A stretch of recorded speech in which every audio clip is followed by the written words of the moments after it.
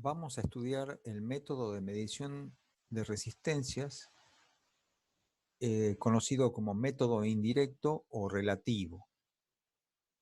Se denomina así por diferencia con el que vimos anteriormente, que hacía uso de amperímetro y voltímetro, donde efectivamente se medía una tensión y una corriente sobre la resistencia incógnita y mediante esos valores se calculaba su valor.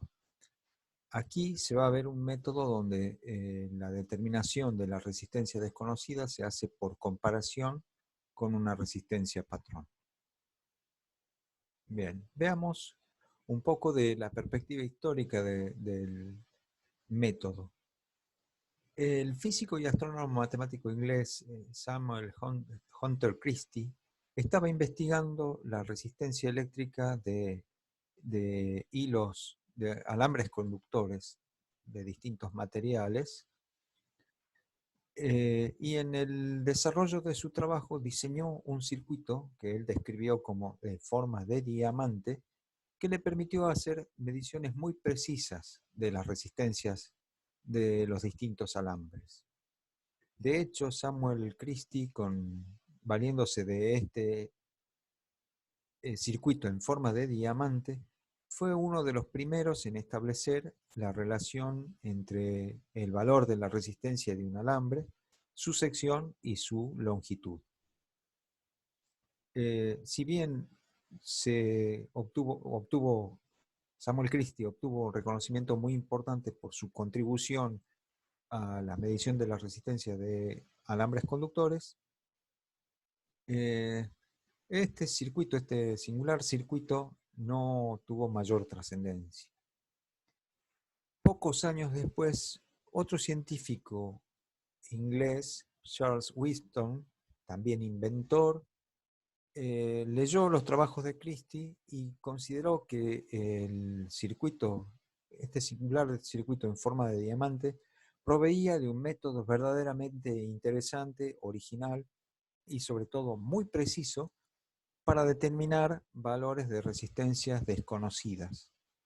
Fue Charles Wheatstone quien lo adoptó como un método de medición de resistencias y lo popularizó al punto que en la actualidad a este circuito se lo conoce como el puente de Wheatstone. ¿En qué consiste el puente que por ahora brevemente llamaremos de Christie y Wheatstone para hacer justicia histórica? Es un arreglo de resistencias como las que se ve en esta figura. 4 resistencias conectadas en los lados de este cuadrado, entre los puntos que indicamos como C y D se conecta una fuente y entre los puntos A y B se conecta un instrumento que puede ser cualquier instrumento muy sensible que detecte muy pequeñas corrientes o muy pequeñas diferencias de potencial entre los puntos A y B. La condición para lo que se denomina el equilibrio del puente es que entre los puntos A y B no circule corriente o bien que no exista diferencia de potencial.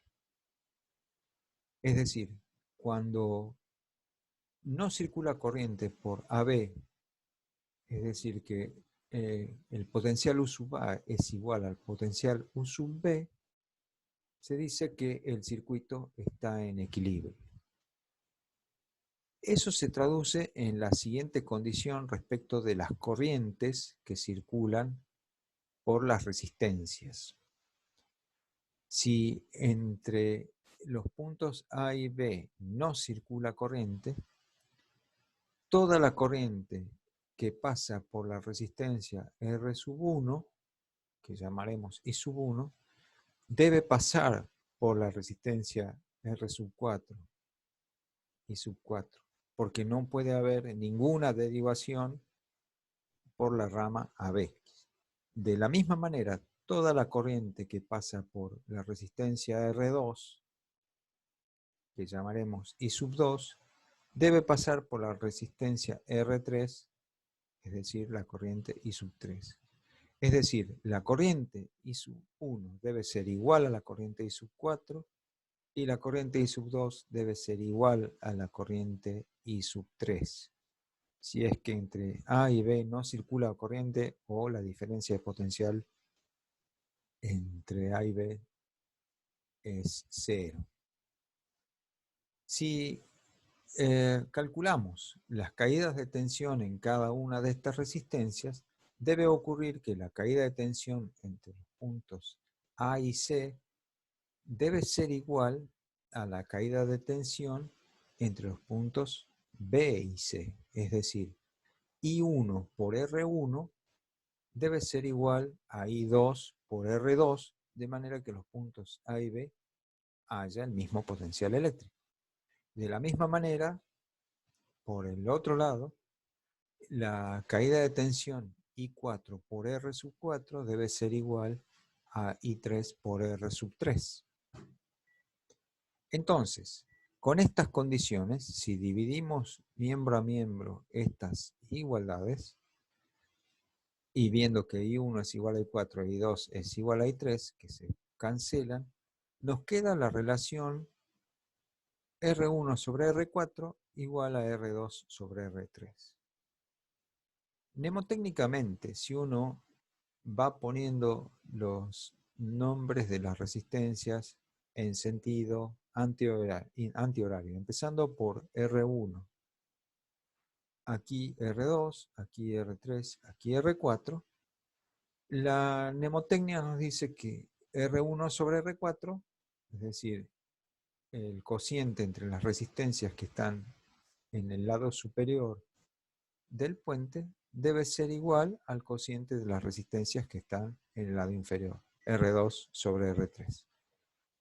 Esta sería la condición que deben cumplir las resistencias, las 4 ramas del circuito, para que esté en equilibrio, para que por la rama AB no haya circulación de corriente, es decir, este instrumento detecta 0, o entre los puntos A y B no hay diferencia de potencial. Aquí se ha representado un microamperímetro para indicar justamente un instrumento de muy alta sensibilidad que puede detectar corrientes muy pequeñitas. Podría haber sido otro instrumento más sensible aún que se conoce como galvanómetro, que mide corrientes conocidas como galvánicas por el físico italiano Luigi Galvani, que fue el que detectó las pequeñas corrientes eléctricas que actúan sobre los músculos de los animales para producir las contracciones. Bien, puede ser un galvanómetro, puede ser un microamperímetro, pero en la práctica resulta conveniente poner voltímetros muy sensibles, microvoltímetros o milivoltímetros, porque en general los voltímetros son más robustos que los amperímetros. Y en el caso de haber algún problema en la configuración del circuito que haga que no esté en equilibrio y pueda derivarse alguna corriente importante por la rama AB, un voltímetro es capaz de soportar esas corrientes con menos peligro para su seguridad que en el caso de los microamperímetros, galvanómetros o miliamperímetros. Bien, verdaderamente se puede convertir el puente de Wheatstone en un método de medición de resistencias haciendo lo siguiente. Podemos hacer que 3 de las 4 resistencias sean resistencias de valor ajustable. Una de ellas podría ser un patrón de muy alta calidad y las otras resistencias ajustables también de buena calidad. Y la cuarta es nuestra resistencia incógnita, una resistencia cuyo valor queremos medir. En principio, el esfuerzo que cuesta medir con un circuito puente se ve compensado por la precisión con que se logran estas mediciones. Es decir, es un método un poco engorroso, lento y costoso, pero permite medir con mucha exactitud valores de resistencia que se deben conocer por cuestiones particulares, justamente con mucha exactitud. Es el caso, por ejemplo, de calibrar resistencias que van a cumplir funciones en dispositivos electrónicos muy exquisitos, muy precisos, o para conocer el valor de resistencia de alguna aleación especial o de algún metal particular, para hacer controles de calidad de componentes del circuito, etc. Es decir, no es un circuito para hacer mediciones domésticas, eh, para armar circuitos comunes, sino para aplicaciones más bien especiales. Bien, si decidimos utilizar un puente de Wheatstone para medir una resistencia incógnita con mucha precisión, se monta el circuito como este, en donde la resistencia incógnita está en el lugar de la resistencia R4, la resistencia patrón está en el lugar de R1, y R2 y R3 son dos resistencias regulables eh, de baja tolerancia, pero no necesariamente patrones. Podrían ser también resistencias patrones, con lo cual el dispositivo sería bastante costoso, pero si son dos resistencias de buena tolerancia, se puede medir. La condición de equilibrio del puente se escribe ahora así, simplemente reemplazamos R1 por la resistencia patrón y R4 por la resistencia incógnita, y desde aquí, de la ecuación de equilibrio del puente, despejamos el valor de R incógnita. Lo que vemos de inmediato es que no hay ninguna medición, es decir, lo único que hay que hacer es regular los valores de las resistencias ajustables para que la corriente por la rama AB sea 0, y en esa condición la resistencia incógnita es igual al cociente de R3 por R2 por el valor de la resistencia patrón. Es decir, no hay ningún instrumento que con su lectura nos dé el valor de la resistencia incógnita, sino directamente la comparación de la resistencia incógnita con una resistencia patrón. Por eso el método del puente de Wheatstone se conoce como método relativo o método indirecto. Bien, existen instrumentos portátiles que funcionan como se ha mostrado. Es decir, existen puentes de Wheatstone que se montan dentro de cajas como estas. Acá se ven tres modelos, uno muy antiguo, otro un poco más actual y otro un poquito más actual, pero todos de hace varias décadas, en donde lo que se aprecia claramente es el instrumento que marca la condición de equilibrio del puente.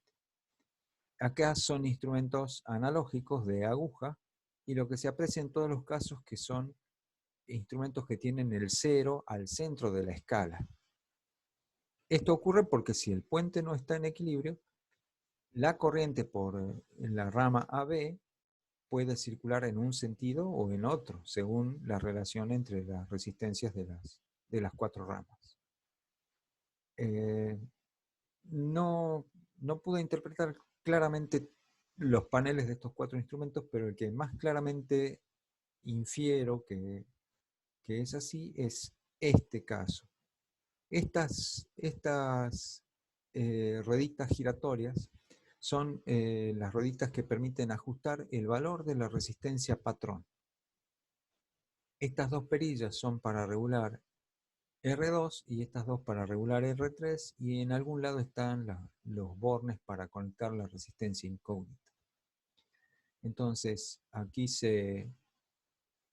combinando los valores de las resistencias R2 y R3 con la resistencia patrón prefijada y observando el instrumento que marque el 0, que la aguja esté marcando el 0, que está en el centro de la escala, se puede lograr la medición de la resistencia incógnita. Aquí también me parece que esto similarmente es, todo este conjunto es el selector de rango y valores de la resistencia patrón. Estas cuatro perillas del lado izquierdo serán de R2 o R3, y estas otras cuatro serán de la otra. Si estas son las de R2, estas son las de R3. Aquí está el instrumento que marca la condición de equilibrio del puente. y eventualmente los bornes, no veo claramente dónde están los bornes de conexión de la resistencia incógnita, pero algunos de estos sí. Y aquí otra vez la regulación de la resistencia patrón, en este caso creo que es este gran cuadrante con esta perilla. Aquí están las regulaciones de R2 y R3, las conexiones para hacer entrar la resistencia incógnita a distintos rangos y el instrumento con el 0 al centro. Bien, se puede utilizar entonces el puente de Wheatstone para medición de resistencias, pero resulta complicada la tarea de medir. Lleva tiempo, es un poco engorrosa, pero hay una versión que desarrolló un físico cuyo nombre ustedes ya deben conocer, que convirtió al puente de Wheatstone en un instrumento poco más práctico. Ese desarrollo se lo debemos a Gustav Kirchhoff, o Kirchhoff. Gustav Kirchhoff fue físico y fue astrónomo, estudió los espectros de emisión de las estrellas y colaboró con el descubrimiento de elementos de la tabla periódica en las atmósferas estelares que todavía no se habían descubierto en la superficie de la Tierra. Hizo muchas contribuciones al desarrollo de la electricidad y el magnetismo. La variante de Kirchhoff del puente de Wheatstone consiste esencialmente en reemplazar lo que serían las resistencias R2 y R3 del circuito puente por dos tramos de un hilo resistivo calibrado sobre el que se desliza un cursor, es decir, un contacto deslizante que puede moverse sobre el hilo y que entonces hace variar el valor de la resistencia R2 y R3. El resto del circuito es igual, una de las ramas es una resistencia patrón, la otra rama es una resistencia incógnita, hay una fuente de alimentación de tensión regulable y un instrumento muy sensible que permite detectar la condición de equilibrio del puente. Con esta versión del puente de Wheatstone debida a Kirchhoff, el método de medición relativo se vuelve sumamente práctico, es decir, no es tan rápido como el de medición con amperímetro y voltímetro, pero permite tener la recompensa de una medición con gran precisión, aunque cuesta un poquito más el trabajo de medir. Bien, ¿cómo se mide con el puente de Kirchhoff? Lo importante es establecer el valor de la resistencia patrón. Ya vamos a ver que hay un criterio muy claro para ello. Veamos el fundamento de la medición. Cuando el puente se arma de esta manera, con una resistencia patrón en el lado R1, la resistencia incógnita en el lado R4, y R2 y R3 son los dos tramos del hilo calibrado, cuando se alcanza el equilibrio, se puede encontrar el valor que debe tener la resistencia incógnita en función del cociente R3 sobre R2 por el valor de la resistencia patrón. Como R2 y R3 son las resistencias de estos tramos del hilo de longitud L2 y L3 respectivamente, sus valores vienen dados por lo que nosotros ya conocemos. La resistencia R3 será la resistividad ρ3 de este tramo del hilo por la longitud L3 y sobre la sección S3. Y la resistencia R2 será la resistividad del tramo de longitud L2 y de sección S2. Bien, por lo tanto la resistencia incógnita se puede escribir como esta expresión completa, donde están resistividades, longitudes y secciones de cada uno de los tramos del hilo. Ahora, si se puede suponer que el hilo es homogéneo en toda su extensión, tanto en su composición como en su geometría, es decir, el hilo tiene la misma resistividad en cada punto a lo largo de toda su extensión. Y el hilo tiene la misma sección transversal a lo largo de toda su extensión. Es posible hacer las cancelaciones respectivas en esta ecuación y finalmente nos quedaría la ecuación para la resistencia incógnita R sub X como directamente igual al valor de la resistencia patrón por el cociente entre la longitud L3 y la longitud L2. Es decir, que midiendo longitudes podemos determinar resistencias, siempre y cuando intervenga una resistencia patrón que nos da la comparación.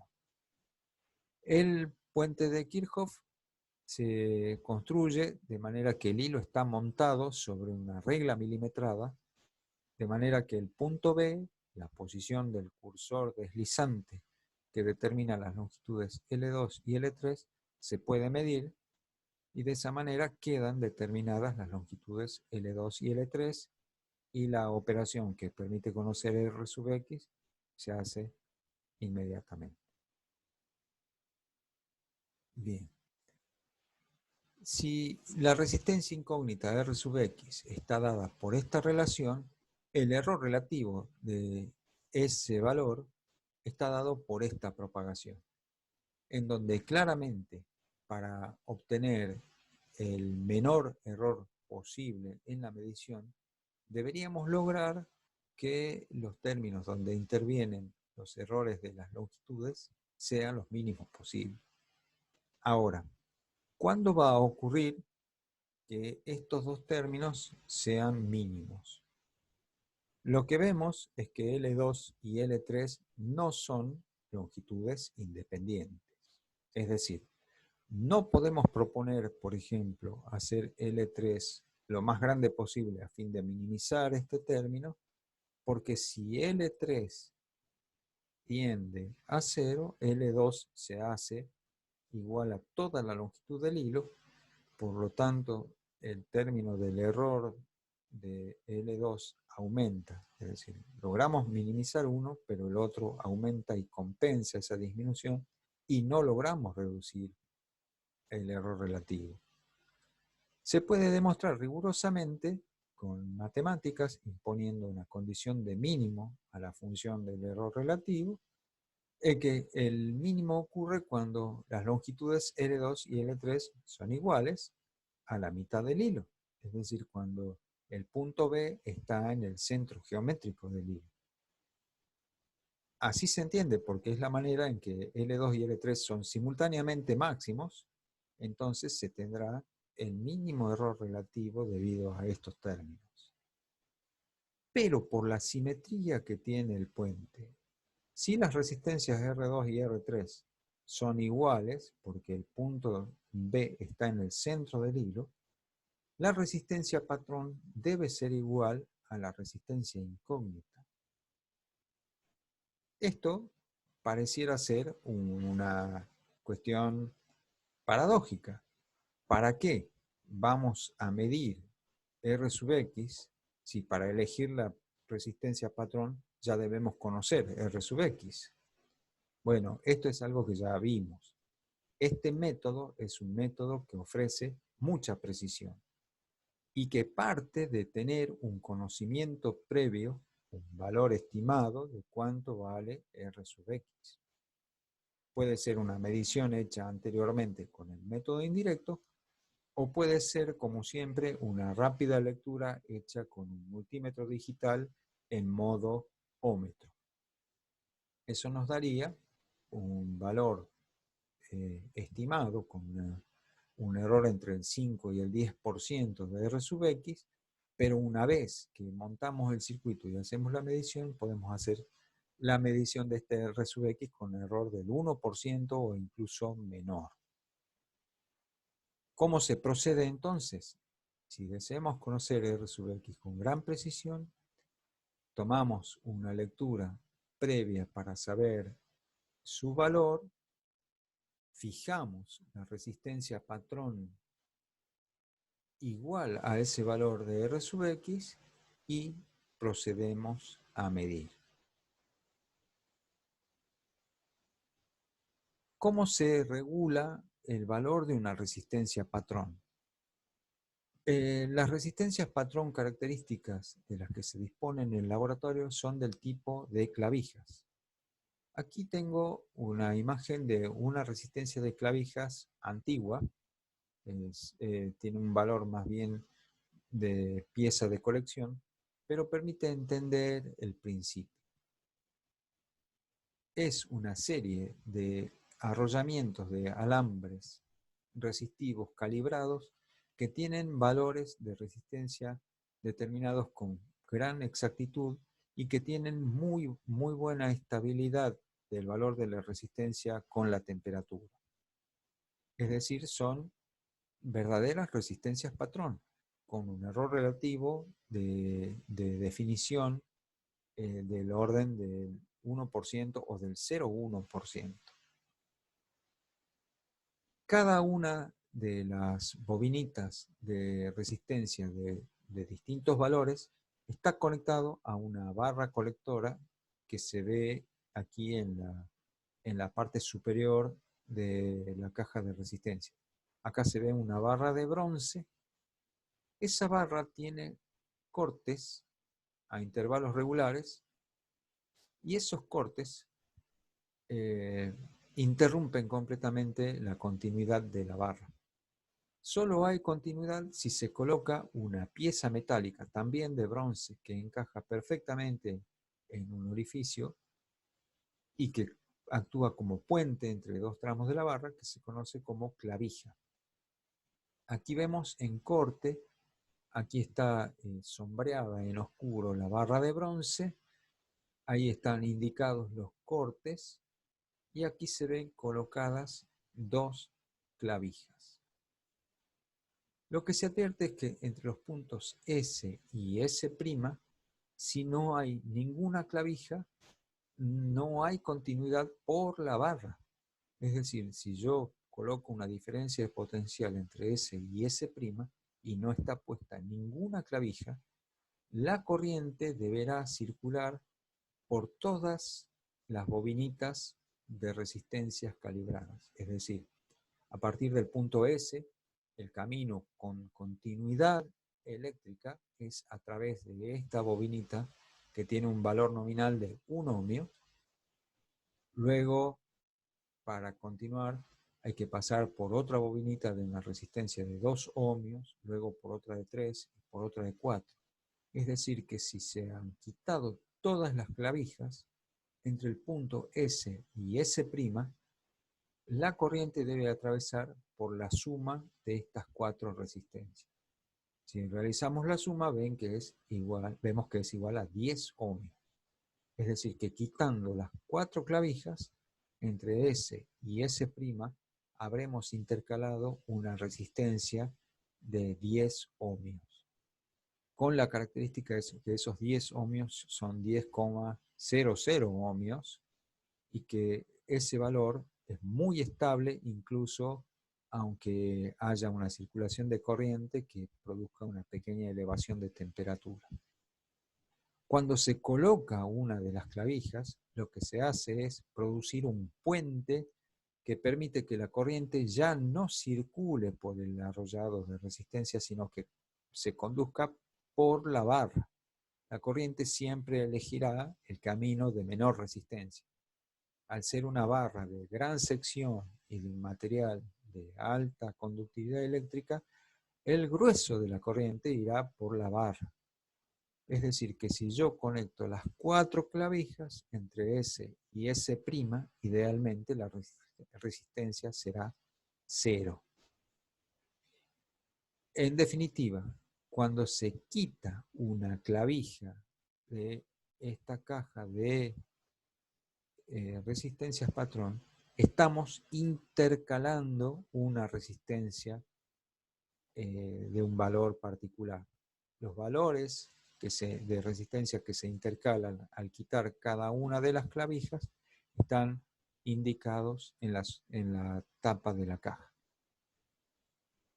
Aquí, como dijimos, si se quitaran todas las clavijas, estaríamos intercalando una resistencia total de 10 ohmios.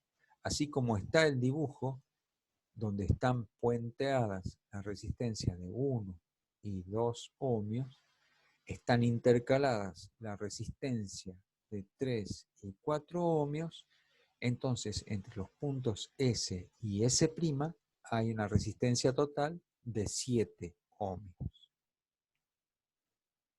Entonces, si en un caso que yo quisiera medir con un puente de Kirchhoff una resistencia incógnita R sub X de 85 ohmios, deberé buscar una resistencia patrón a la que pueda ajustarle ese valor. Si es una caja de clavijas, deberé sacar las clavijas correspondientes para que entre los extremos se quede intercalada una resistencia de 85 ohmios.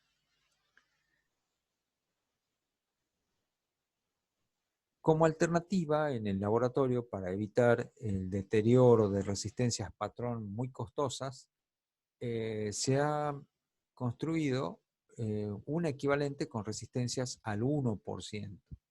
Es decir, ya no son patrón, pero son resistencias de comparación que permiten un error de exactitud del orden del 1%.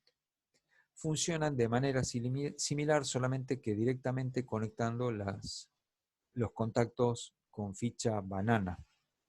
Por ejemplo, aquí vemos que nuestra cajita de resistencias, vista aquí está el interior, tienen conectadas dos series de resistencias. En una de las ramas se totalizan 10 ohmios, en la otra de las ramas se totaliza 100 ohmios, es decir, de extremo a extremo de esta cajita de clavijas. Si se conecta acá un puente con un cable con dos fichas banana, se conectan ambas ramas y se conecta al comienzo y al final, tendremos una resistencia total de 110 ohmios.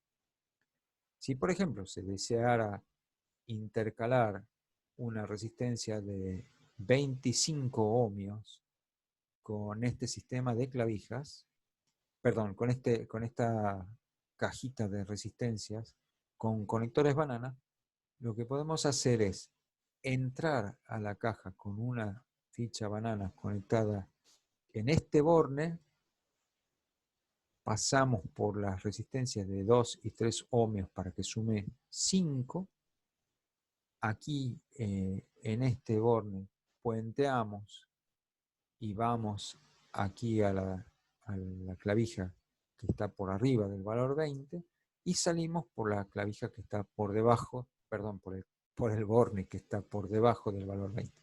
Es decir, habremos intercalado 25 ohmios de nuestra caja de resistencias al 1%.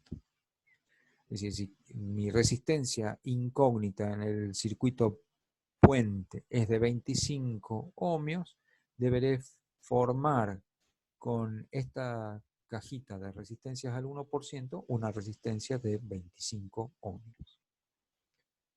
Bien, esta es una fotografía de uno de los puentes de Kirchhoff real que se tiene en el laboratorio. Aquí se aprecia en este tablero, en este largo tablero, una regla milimetrada de madera sobre la cual está montado el hilo calibrado. Esta pieza metálica es el contacto B deslizante. Esta es la barra metálica que sirve como guía. Y aquí se ha tratado de respetar la geometría del dibujo. Es decir, aquí vemos la rama donde está la resistencia patrón, que es una caja de clavijas, un poco más moderna que la que vimos en la fotografía anterior, pero funciona con el mismo principio. Este sería el punto A, de donde pasa el punto A al cual está conectado el instrumento que debe detectar el cero de tensión. El punto B es el punto deslizante sobre el hilo. Aquí está la rama de la resistencia incógnita. Es una resistencia sellada en una unidad de cerámica que está montada sobre un pedacito de material que se conoce como Pertinax con fichas banana y va al otro extremo del hilo. aquí una fuente de tensión variable, las que tenemos en el laboratorio, que suelen ir de 1,2 a 8 voltios o de 1,2 a 12,5 voltios de continua, que se conectan a la red domiciliaria de 220 voltios. Aquí se ve que de los bornes de la fuente se alimenta directamente al cable, como vimos en el circuito, y entonces esto es un puente de Kirchhoff real. Aquí el instrumento se pone en modo milivoltímetro para la cuestión de la robustez. Quizá la foto no lo permita, pero en este momento el puente está midiendo, el milivoltímetro está midiendo 0. Ahí se ve que la luz piloto de la fuente está prendida, es decir, que este puente está activo y está en equilibrio. Y como vemos, el equilibrio está en el centro geométrico del hilo. Quiere decir que se ha fijado bien la resistencia patrón con un valor muy similar al de la resistencia incógnita. Aquí se ve un poquito mejor el instrumento que está indicando el 0. Ahí se ve el contacto del cursor deslizante sobre el alambre. Ahí se alcanza a ver, la iluminación permite por ahí ver el brillo del alambre calibrado y algo de las divisiones de la escala de la regla milimetrada. Bien, ¿cómo se mide? ¿Cómo se mide con el puente de Kirchhoff? Como dijimos, lo primero que se debe hacer es tener un conocimiento previo del valor de la resistencia incógnita. Y de inmediato fijamos la resistencia patrón a ese valor. Podemos usar el mismo instrumento que va a servir como indicador del cero de diferencia de potencial entre los puntos A y B, lo ponemos en modo ómetro, hacemos una indicación rápida, una lectura rápida del valor de R sub X y fijamos la resistencia patrón a ese valor. Una vez que está hecho eso, con el punto B desconectado, es decir, sin que haya posibilidad de corriente por la rama AB, con el instrumento, con el contacto móvil B desconectado del hilo, se enciende la fuente a la mínima tensión posible. Cuidadosamente llevamos el cursor B al punto central del hilo y hacemos contacto. Y observamos inmediatamente que si el milivoltímetro indica 0. En caso de indicar 0, debemos probar igual si el sistema está funcionando realmente como puente. Si tenemos el 0, lo que debemos hacer a continuación es desplazar el punto B, desplazarlo al cursor, a propósito, sacarlo del equilibrio hacia un lado y hacia el otro y constatar que hay variación de la lectura del milivoltímetro y que esa variación cambia de signo según que nos vayamos hacia un lado o hacia el otro del equilibrio. Es decir, si el puente está en equilibrio inicialmente y yéndome hacia la derecha obtengo valores crecientes de tensión positivas, cuando vuelvo hacia el centro debo volver a 0 y cuando vaya hacia la izquierda debo tener valores negativos de tensión. Eso será indicador de que el circuito está realmente funcionando como puente de Kirchhoff, porque detecta que el sistema está fuera de equilibrio hacia uno u otro lado, indicándolo con el signo de la tensión que se ve en el instrumento.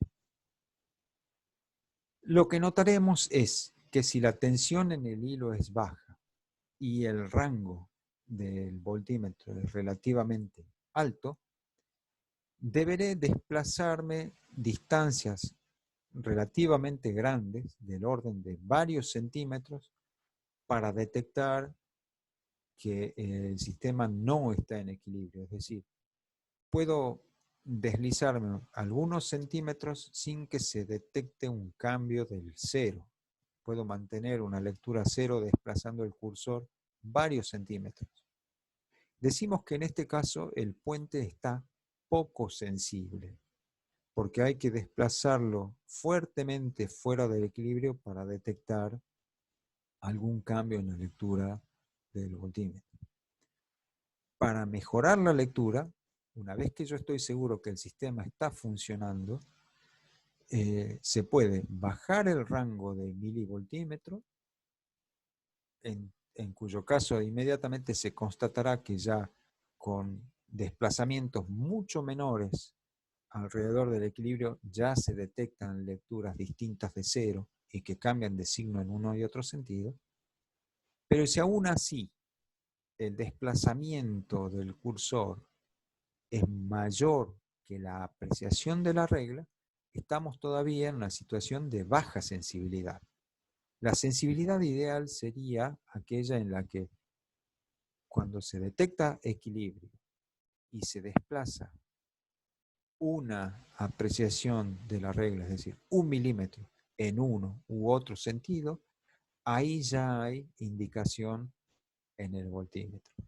Entonces, el puente estará en su sensibilidad óptima cuando, desplazándonos del equilibrio pequeñas distancias del orden de la apreciación de la regla, y con la detección de que se salió del equilibrio. Si bajando el rango del voltímetro al rango de tensión más bajo posible, todavía es necesario desplazar el cursor distancias mayores que la apreciación de la regla, se puede incrementar la sensibilidad aumentando la tensión de la fuente U. Esto debe hacerse moderadamente, es decir, no podemos directamente arrancar con una tensión importante U sobre el hilo, porque el hilo es una resistencia. Si aplicamos una diferencia potencial grande, habrá una corriente significativa por el hilo, y como es un hilo resistivo, eso va a generar calentamiento. Ese aumento de temperatura del hilo puede causar la dilatación del hilo, que se va a deformar y no va a medir, es decir, no mediremos bien las longitudes L2 y L3. Hay un compromiso entonces entre la tensión que se le debe aplicar al hilo para lograr sensibilidad y el hecho de que el hilo se pueda calentar en exceso. Sin riesgo para la seguridad del operador, se lo puede palpar con la yema del dedo al hilo para detectar si se está calentando en exceso al poner alguna tensión importante para lograr sensibilidad. Repetimos, la sensibilidad ideal se alcanza cuando, estando en equilibrio el hilo, con desplazar 1 milímetro en uno u otro sentido, se detecta que hay cambio del cero, aparece una lectura distinta de cero en el voltímetro. Bien. Cuando se ha logrado esa sensibilidad, se procede a medir por lo menos 5 veces de manera independiente un par de valores L2 y L3. ¿Cómo se hace esto? Bien, tocamos suavemente con el cursor en el centro del hilo. Si no nos da inmediatamente 0 la lectura, desplazamos suavemente el cursor hasta encontrar el 0. Allí probamos la sensibilidad. Si está óptima, dejamos el cursor en el punto de equilibrio y tomamos las lecturas L2 y L3. En realidad no hace falta medir las dos, sino que con medir L2, L3 es 1 metro menos L2, y ahí ya se tiene un par de lecturas. Levantamos el cursor del hilo, esperamos un breve lapso, volvemos a tocar y repetimos el procedimiento. Si al volver a tocar no tenemos lectura 0 en el multímetro, movemos suavemente hasta recuperar el 0, probamos la sensibilidad y tomamos de nuevo la lectura L2 y L3. Esto se repite por lo menos 5 veces, y así tendremos 5 lecturas independientes de las longitudes L2 y L3. Como la resistencia patrón es conocida, podemos, haciendo los mejores valores de L2 y L3, damos nuestro mejor valor de la resistencia incógnita como igual al cociente de los mejores valores L3 sobre L2 por el valor de R patrón. Una vez que se ha completado esta lectura, debemos proceder a hacer una inversión de las posiciones de la resistencia patrón con la resistencia incógnita, que sería el equivalente a darlo vuelta al hilo. Esto es lo que se conoce como el control de homogeneidad. Es decir, vamos a probar si la hipótesis que hicimos de que el hilo es homogéneo en sección y composición es cierta o no. Es decir, una vez que hacemos nuestras 5 mediciones independientes con la resistencia patrón a la izquierda y la incógnita a la derecha, invertimos la patrón con la incógnita y hacemos 5 mediciones ahora invertidas. Acá está la resistencia incógnita a izquierda, la resistencia patrón a la derecha, y hacemos un nuevo conjunto de mediciones como aquellas 5 primeras. Tomaremos la precaución de seguir respetando nuestra nomenclatura. La rama que está debajo de la resistencia incógnita es la ER3, la longitud L3. Ahora le pondremos un valor prima para indicar que es cuando se ha invertido el hilo. R2 o L2 es el tramo que está debajo de R patrón. Uy, perdón, la tensión U de la fuente se escapó y se vino hasta acá. Debería estar aquí abajo. Bien. Entonces, calculamos con esos 5 nuevos valores nuestra nueva resistencia incógnita Rx' con las longitudes tomadas con la resistencia patrón y la resistencia incógnita intercalada. El control que se debe hacer es el siguiente. Si se toma la diferencia en valor absoluto entre la resistencia incógnita calculada con el hilo en un sentido y la resistencia incógnita calculada con el hilo en sentido invertido o con el intercambio de RP con Rx, que es equivalente, esta diferencia debe ser en valor absoluto menor que 2 veces el error delta de R. Si eso se cumple, diremos que el hilo es suficientemente homogéneo. Es decir, puede haber pequeñas inhomogeneidades, pero no llegan a afectar, están dentro de la incerteza propia del método. Entonces será satisfactoriamente homogéneo el hilo cuando esta diferencia en valor absoluto sea menor que 2 veces la resistencia del método. Si por el contrario ocurre que esta diferencia en valor absoluto es mayor que 2 veces el error de medición, diremos que el hilo es inhomogéneo, es decir, tiene inhomogeneidad apreciable o significativa, en cuyo caso el mejor valor de la resistencia incógnita viene dado por la media pitagórica del producto, perdón, esto se llama media geométrica, no es la media pitagórica.